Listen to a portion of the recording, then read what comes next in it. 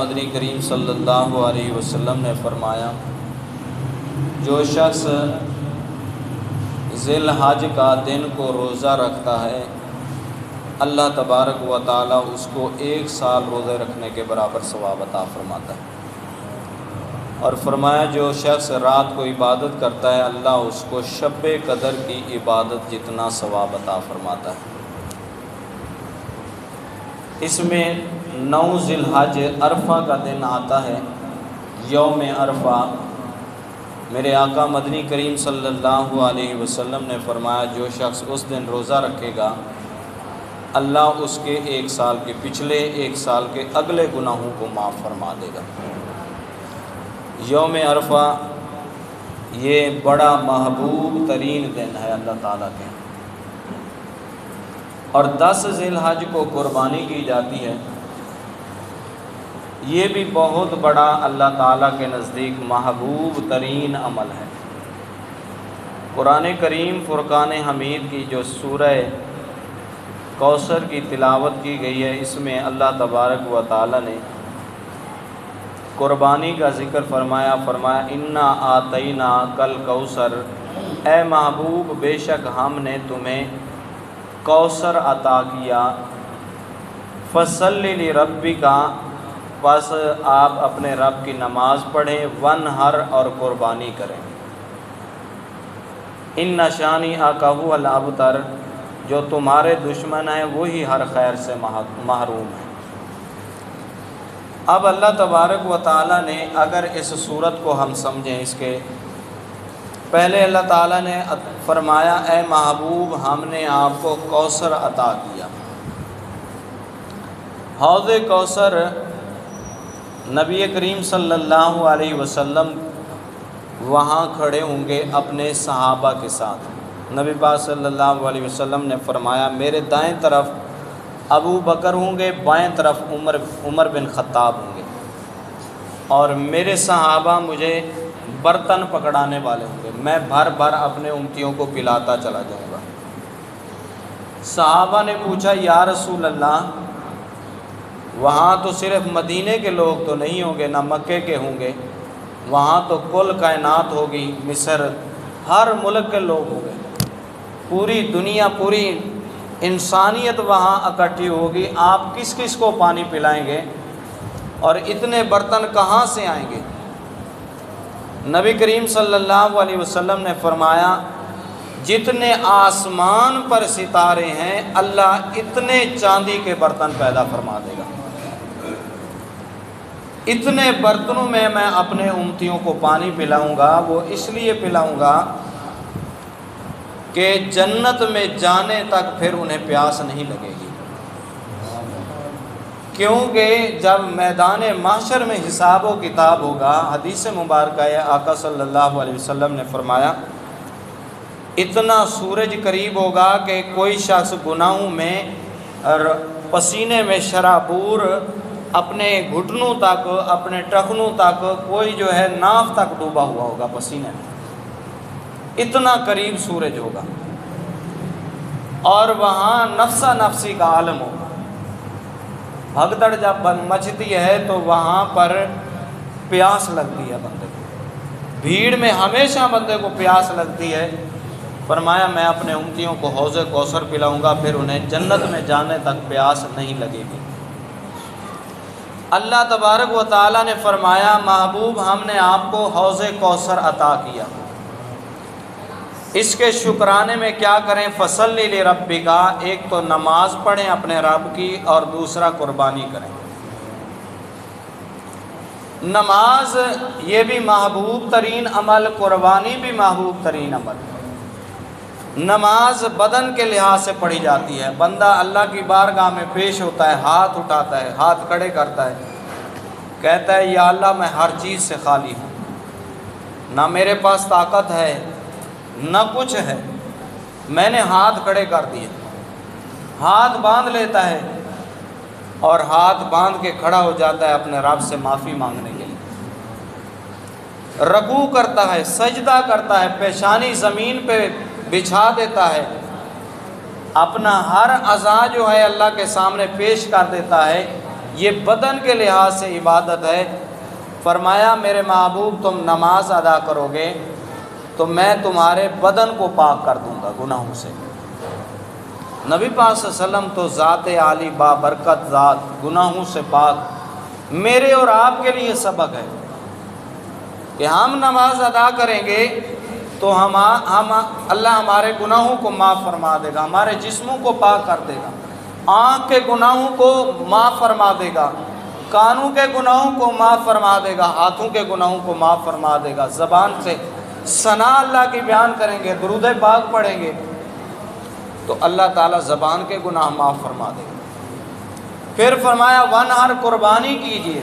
قربانی مالی عبادت ہے، مال سے انسان اللہ تعالیٰ کی راہ میں جانور خریدتا ہے اور اس کو ذبح کرتا ہے۔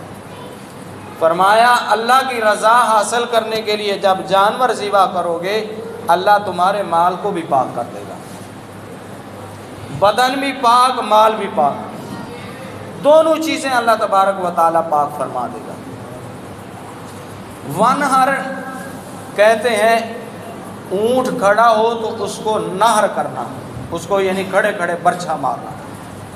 نبی پاک صلی اللہ علیہ وسلم نے 63 سالہ زندگی میں صرف ایک حج فرمایا اور اس حج پر آپ نے 100 اونٹ اللہ کی راہ میں ذبح کیے۔ حضرت علی پاک رضی اللہ تعالیٰ عنہ فرماتے ہیں مینا کے اندر وہ اونٹ تھے تو ہم تو رسیاں باندھتے ہیں جانوروں کو، لیکن اونٹ، ہر اونٹ کی کوشش ہوتی تھی کہ سب سے پہلے نبی پاک صلی اللہ علیہ وسلم مجھے نہر کریں، مجھے اللہ کی راہ میں قربان کریں۔ حضرت علی پاک فرماتے ہیں میری آنکھوں نے وہ منظر دیکھا کہ یوں آ کے اونٹ اپنے نبی پاک صلی اللہ علیہ وسلم کے سامنے گردن جھکا دیتا تھا اور آپ برچھا مارتے تھے، اس کو نہر کرتے تھے۔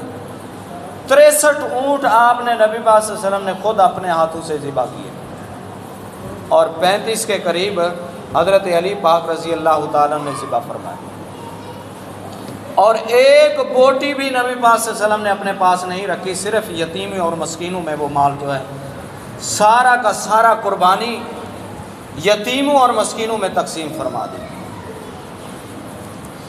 آپ اندازہ لگائیں نبی پاک صلی اللہ علیہ وسلم کے مطابق قربانی کتنی بڑی دولت ہے۔ 100 اونٹ قربان کیے۔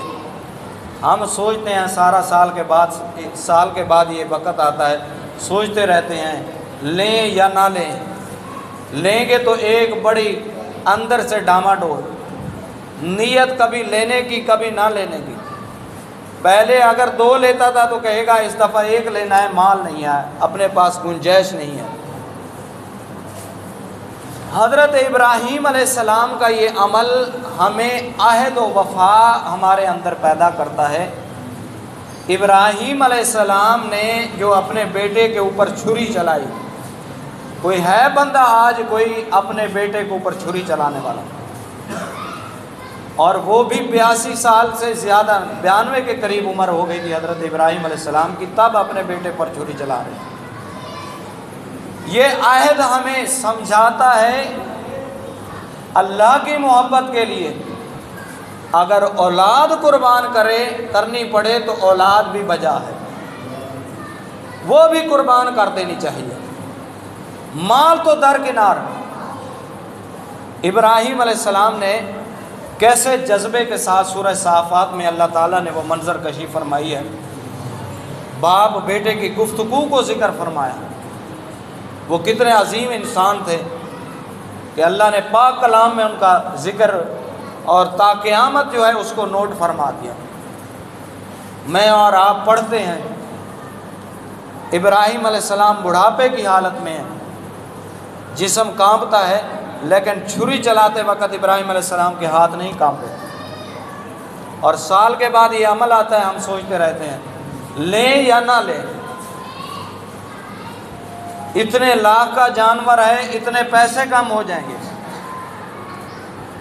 ابراہیم علیہ السلام نے تو نہیں سوچا کہ اللہ نے 82 سال کی عمر میں یہ بچہ عطا کیا ہے اور اللہ تبارک و تعالیٰ نے کہہ دیا ہے کہ اس کو میری راہ میں قربان کر دو، تو انہوں نے نہیں سوچا، صرف بیٹے سے مشورہ کیا اور اس کے اوپر چھری چلا دی۔ اگر اللہ کی محبت حاصل کرنی ہے، اللہ کی رضا حاصل کرنی ہے، سوچنا نہیں پڑے گا۔ یہ شیطانی وساوس ہوتے ہیں، شیطان تو ہر جگہ ہمیں شکست دینے کی کوشش کرتا ہے۔ جب اللہ اور اس کے رسول کا نام آ جائے تو پھر سوچنے کی بات نہیں ہوتی، ہر چیز قربان کر دینی چاہیے، چاہے وہ مال ہو چاہے وہ اولاد ہو۔ تو حضرت ابراہیم علیہ السلام کا یہ جذبہ ہمیں ہر سال جو ہے ہمارے اندر یہ جذبہ پیدا کرتا ہے کہ ہمیں بھی اللہ کی راہ میں ہر چیز قربان کرنی چاہیے۔ سیدہ طیبہ حضرت عائشہ صدیقہ رضی اللہ عنہا فرماتی ہیں، آپ مشکاہ شریف کی حدیث ہے، اقرنین 2 مینڈھے 2 چھترے ذبح فرمایا کرتے تھے، اور جتنی ان کی خدمت کیا کرتے تھے اتنا اپنے اہل و عیال کی خدمت نہیں کرتے تھے نبی پاک صلی اللہ علیہ وسلم، گھر والوں کی جتنا قربانی کے جانور کی آپ خدمت فرمایا کرتے تھے۔ اور عید کے دن فرمایا کرتے تھے، حضرت عائشہ فرماتی ہیں مجھے کہتے نبی پاک صلی اللہ علیہ وسلم ان کی ٹانگیں پکڑو، اور خود ذبح فرمایا کرتے تھے۔ سیدہ طیبہ حضرت فاطمہ تو زہرا رضی اللہ عنہا کو نبی پاک صلی اللہ علیہ وسلم نے فرمایا، فاطمہ جب اپنے جانور کو ذبح کرنے لگو، قربانی کے جانور کو، اس کے پاس کھڑی ہو جاؤ۔ یا رسول اللہ کس لیے؟ فرمایا اس قربانی کے جانور کا جب پہلا قطرہ زمین پہ گرے گا، اللہ قربانی کرنے والے کے سارے گناہوں کو معاف فرما دے گا۔ اور یہی فضیلت نہیں، ہم تو لڑکھڑاتے ہیں، بعض بندے اتنے نائس ہوتے ہیں وہ اس کو ہاتھ نہیں لگاتے، کہتے ہیں ہمیں جراثیم جو ہے وہ شامل ہو جائیں گے ہمارے بدن میں۔ نبی پاک صلی اللہ علیہ وسلم سے بڑھ کر کوئی ذات نہیں۔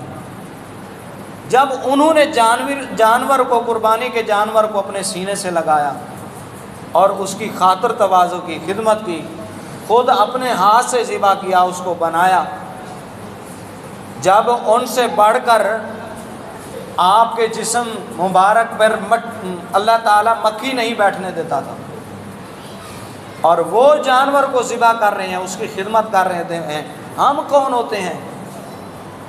یہ سراسر شیطانی خیال ہوتے ہیں ہمارے اندر۔ بلکہ قربانی کے جانور کی خدمت کریں، اس سے پیار محبت کریں، تاکہ جانور کی جب محبت اندر بیٹھ جائے گی تو پھر بندہ جب قربان کرے گا تو بندے کو پتہ چلے گا کہ یہ جانور مجھ سے اتنی محبت کرتا تھا، میں اس سے اتنی محبت کرتا تھا۔ پھر انسان کا کلیجہ جو ہے حرکت میں آئے گا، انسان کا اندر حرکت میں آئے گا کہ میں کس چیز کو اللہ کی راہ میں قربان کر رہا ہوں۔ تو نبی پاک صلی اللہ علیہ وسلم کو اللہ تبارک و تعالیٰ نے فرمایا، میرے محبوب یہ نعمت جو ہم نے عطا کی ہے آپ کو حوض کوثر جیسی، اس کے شکریہ میں آپ کیا کریں؟ ایک نماز ادا کریں اور دوسرا قربانی کریں۔ نبی پاک صلی اللہ علیہ وسلم ہر سال 2 جانور ذبح فرمایا کرتے تھے۔ حضرت عائشہ صدیقہ رضی اللہ عنہ نے فرمایا، یا رسول اللہ آپ ایک جانور ذبح کر سکتے ہیں؟ فرمایا دوسرا جانور میں اس لیے ذبح کرتا ہوں، میری امت میں جو غریب طبقہ ہے، مساکین طبقہ ہے، جن میں طاقت نہیں ہے، میں ان کی طرف سے قربانی کرتا ہوں تاکہ میری قربانی کا ثواب انہیں بھی ملے۔ اتنا درد اپنی امت کا، اتنی محبت اپنی امت سے۔ مجھے اور آپ کو پتہ نہیں ہے کہ نبی پاک صلی اللہ علیہ وسلم نے 14 صدیاں پہلے ہمارے لیے قربانی کر دی، اور ہر سال ہم تو سوچتے ہیں بھی لیں یا نہ لیں، اتنے پیسے کم ہوں گے، کیا فائدہ ہے قربانی کا؟ اللہ تبارک و تعالیٰ نے جب کہہ دیا ہے تو ہمیں اللہ کے حکم کے سامنے چوں چرا نہیں کرنی چاہیے۔ پھر سورہ حج میں اللہ تبارک و تعالیٰ نے فرمایا، لَيِّنَ عَلَى اللَّهُ لُحُومُهَا وَلَا دِمَاؤُهَا، تم جو جانور ذبح کرتے ہو نہ اللہ کو اس کا گوشت پہنچتا ہے نہ اس کا خون پہنچتا ہے، وَلَٰكِن يَنَالُهُ التَّقْوَىٰ، تمہاری پرہیزگاری، تمہاری نیت اللہ کو پہنچتی ہے۔ کس نیت سے تم نے جانور کو اللہ کی راہ میں ذبح کیا؟ آیا اس لیے تو نہیں کیا کہ لوگ محلے والے کہیں گے اتنا بڑا امیر ہے اور قربانی نہیں کر رہا، لوگوں کے سامنے میری ناک بچ جائے، یا اس لیے تو نہیں لیا جانور کو کہ لوگ بلے بلے کریں گے اتنا بڑا جانور لیا ہے، یا 8 قربانیاں کر رہا ہے، 10 کر رہا ہے، 20 کر رہا ہے، یا اس لیے تو قربانی نہیں کر رہا کہ رشتہ دار کیا کہیں گے کہ اتنا بڑا مال و دولت ہونے کے باوجود قربانی نہیں کر رہا۔ پہلے اپنی نیت کو درست کریں کہ ہم جو قربانی کرنے لگے ہیں وہ نیت اللہ کے پاس پہنچنی ہے، وہ اللہ کے ہاں جو ہے نوٹ ہو جائے گی، محفوظ ہو جائے گی۔ اس لیے میرے آقا مدنی کریم صلی اللہ علیہ وسلم نے فرمایا جو شخص لوگوں کو دکھاوے کے لیے قربانی کرتا ہے، کل قیامت کے دن اللہ تبارک و تعالیٰ فرمائے گا میرے ہاں تیرا کوئی جو ہے اس کا اجر نہیں، جن کو دکھانے کے لیے قربانی کی تھی انہی سے جا کے اس کا اجر لے، اس کا ثواب لے۔ اس لیے سب سے پہلے اپنی نیت کو درست کریں، اللہ کی رضا کے لیے مال خرچ کریں، اور اللہ کو ہم قرضہ دے رہے ہیں، میں یقرض اللہ قرضا حسنا، جو قربانی ہم کر رہے ہیں یہ اللہ کے ہاں قرض ہے، اور اس کو اللہ تعالیٰ دگنا چگنا کر کے ہمیں واپس کرے گا۔ جو بندے قربانی نہیں کرتے، آپ اس سال ان کے اوپر نگاہ رکھیں، سارا سال دیکھنا ان کے گھر پریشانیوں نہ گھیرا ہو تو پھر کہنا، کبھی کوئی بیمار ہوگا، ایک جانور اگر 50,000 کا ہے، 70,000 کا ہے، اللہ ایسی بیماری لگائے گا کہ 70,000 ایک لمحے میں لگ جائے گا، بلکہ اس سے ڈبل ٹرپل، اور سارا سال پریشانی کے عالم میں گزرے گا۔ اللہ تبارک و تعالیٰ کہتا ہے تو سانپ بن کے بیٹھ گیا ہے اپنے مال کے اوپر، یہ تو مال میرا دیا ہوا ہے، میرا قرآن تجھے کہتا ہے، میرے نبی کا فرمان تجھے کہتا ہے، اللہ کا حکم یہ کہتا ہے کہ اللہ کی راہ میں مال خرچ کرو، اور تو اس کے اوپر سانپ بنا بیٹھا ہے، اس کو خرچ نہیں کرتا۔ پھر دیکھیں کہ کیسی کیسی اللہ تبارک و تعالیٰ ان کے اوپر آزمائش ڈالتا ہے۔ اس لیے قربانی کو بڑے جذبے کے ساتھ، شوق کے ساتھ اللہ تبارک و تعالیٰ کی راہ میں کرنی چاہیے، پھر دیکھیں اس کا اجر کتنا ہے۔ میرے آقا صلی اللہ علیہ وسلم نے فرمایا جو بندہ قربانی کرتا ہے، جتنا طاقتور جانور ذبح کرتا ہے، کل قیامت کے دن وہ جانور پل صراط کے اوپر اس کے لیے سواری بنے گا، اور پل صراط بال سے زیادہ باریک، تلوار سے زیادہ تیز ہے، اور اس کے نیچے جہنم ہے، وہ جانور اس کے لیے وہاں پر سواری بنے گا۔ حدیث مبارکہ میں ہے پھر وہ بجلی جیسے چمکتی ہے ایسے وہاں پل صراط سے گزر جائے گا۔ اس لیے خالصتاً اللہ کی رضا کو حاصل کرنے کے لیے قربانی کرنی چاہیے۔ ان شانیہ الابتر، یہ جملہ جو ہے یہ کفاروں نے مشہور کیا ہوا تھا، یہ اللہ تبارک و تعالیٰ نے ان کے حجب کا، ان کے مذاق کا جواب دیا۔ مشرکین کفار مکہ یہ کہتے تھے نبی پاک صلی اللہ علیہ وسلم معاذ اللہ ابتر ہیں، یعنی ہر خیر سے محروم ہیں، کہ جب ان نبی پاک صلی اللہ علیہ وسلم کے سب سے بڑے بیٹے حضرت قاسم بچپن میں فوت ہوئے، کہتے ہیں یہ کون سا نبی ہے جن کی اولاد ہی زندہ نہیں رہتی، اور اتنا نبی پاک صلی اللہ علیہ وسلم کا مذاق اڑایا جس کی کوئی انتہا نہیں۔ سب سے بڑا سرغنہ ابو جہل تھا، اور اس نے اتنا نبی پاک صلی اللہ علیہ وسلم کو پریشان کیا جس کی کوئی انتہا نہیں۔ اس کے جواب میں اللہ تبارک و تعالی نے یہ فرمایا، اے میرے محبوب ساری بھلائیاں آپ کے قدموں کے نیچے ہیں، اور یہ ہر خیر سے محروم ہے۔ اللہ تبارک و تعالی نے جو بندہ مسلمان ہوتا ہے وہ نبی پاک صلی اللہ علیہ وسلم کی روحانی اولاد ہے۔ کلمہ جو بندہ پڑھ لیتا ہے، کیونکہ نبی جو ہے وقت کا نبی اپنی امت کی طرف سے باپ کی حیثیت رکھتا ہے، اور جتنے مسلمان ہیں وہ نبی پاک صلی اللہ علیہ وسلم کی روحانی اولاد ہیں۔ ہم سب روحانی اولاد ہیں، اور جتنے ہم نیکی کے کام کرتے ہیں اس سے نبی پاک صلی اللہ علیہ وسلم کی ذات مبارکہ کا جو ہے مرتبہ اور زیادہ بلند ہوتا ہے۔ ان کا مرتبہ تو پہلے سے بلند ہے، لیکن نبی پاک صلی اللہ علیہ وسلم کل قیامت کے دن ہمارے اوپر فخر کریں گے۔ کل قیامت کے دن ہمارے اوپر فخر کریں گے کہ میرے امتی دیکھو، نہ مجھے دیکھا تھا، غیب پر ایمان لائے تھے اور میرے فرمانوں پر عمل کیا۔ صحابہ اکرام بیٹھے ہوئے تھے، نبی پاک صلی اللہ علیہ وسلم نے فرمایا میں ان لوگوں کے لیے 10 خوشخبریاں دیتا ہوں۔ یا رسول اللہ وہ کون سے لوگ ہیں؟ فرمایا جنہوں نے مجھے نہیں دیکھا ہوگا اور میرے اوپر ایمان لائے ہوں گے، انہیں 10 خوشخبریاں دیتا ہوں۔ یا رسول اللہ وہ کون سے ہیں؟ یؤمنون بالغیب، جو غیب پر ایمان لاتے ہیں، میں محمد رسول اللہ صلی اللہ علیہ وسلم انہیں 10 مرتبہ خوشخبریاں دیتا ہوں، ان کا ایمان تم سے زیادہ قابل قبول ہوگا، اس کی وقت ان کے ایمان کی تم سے زیادہ ہوگی، کیونکہ تم نے تو مجھے دیکھا ہے، وحی کو اترتے دیکھا ہے، جبرائیل کو دیکھا ہے، اور میرے اوپر قرآن پاک نازل ہوتا دیکھا ہے، معجزات دیکھے ہیں، اور تم ایمان لائے ہو۔ وہ تو بغیر جو ہے بن دیکھے ایمان لائیں گے، اور ان کے اوپر جو ہے میں فخر محسوس کروں گا تم سے زیادہ۔ تو اس لیے قربانی جو ہے بڑے جذبے کے ساتھ، بڑے شوق کے ساتھ اللہ کی راہ میں کرنی ہے۔